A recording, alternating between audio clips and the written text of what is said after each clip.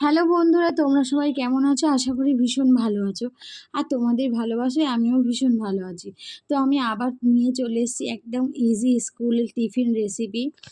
আর ভীষণ অল্প উপকরণে খুব তাড়াতাড়ি হয়ে যায়, কারণ যখন আমার ঘুম থেকে উঠতে দেরি হয়, কিছু টিফিন আমি যখন বানানোর বানানোর সময়টা অনেকটা লাগে, তখন একটা ইজি রেসিপি আমি ব্যবহার করি।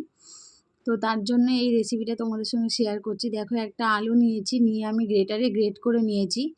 যতটা পরিমাণে পারবো আমি তার রসটা চিপে ফেলে দেব। তো দেখো, অনেকটা পরিমাণে রস চিপে আমি ফেলে দেবো এবার, দিয়ে একদম ঝুরঝুরে টাইপের এরকম করে নেব। তারপর আমি এর মধ্যে একটা ডিম ফাটিয়ে দিয়ে দেব। এবার দিয়ে দেব নুন, অল্প একটু হলুদ গুঁড়ো, অল্প একটু লঙ্কার গুঁড়ো, আর অল্প একটু জিরের গুঁড়ো। সব দিয়ে উপকরণগুলো একসঙ্গে ভালো করে মিক্সড করে নেব। আর এটা খুব বাচ্চাদের টিফিনে দিলে তারাও খুব মজা করে খায়, আর ওদের পেটটাও ভার থাকে, কারণ শুধু ডিম ভেজে দিলে সেটা তো আর পেটে বেশিক্ষণ থাকে না।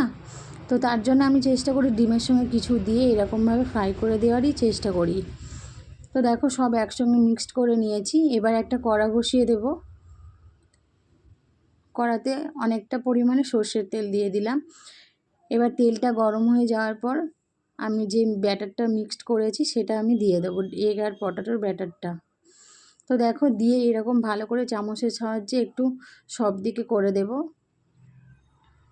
আর আমি গ্যাসটা আমি মিডিয়াম টু লো ফ্লেমে রেখেছি, খুব জোরেও রাখিনি, খুব আস্তেও করিনি। তো এইরকমভাবে করে কিছুক্ষণ ফ্রাই করতে হবে। তারপর ভালো করে এই পিঠটা উল্টে দিতে হবে, দিয়ে ওই পিঠেও ভালো করে একটু ফ্রাই করে নিতে হবে। তো নিলেই দেখো রেডি হয়ে গেছে egg potato fry school tiffin. তো ভীষণ তাড়াতাড়ি হয়ে যায়, ইজি একটা রেসিপি। কার কেমন লাগলো অবশ্যই কমেন্ট করে জানিও। আর বাচ্চাদের টিফিনে দিলেও কিন্তু তারা ভীষণ খুশি হয়। এর সঙ্গে তোমরা সসও দিতে পারো, আর একটু ওপর থেকে গোলমরিচ ছড়িয়ে।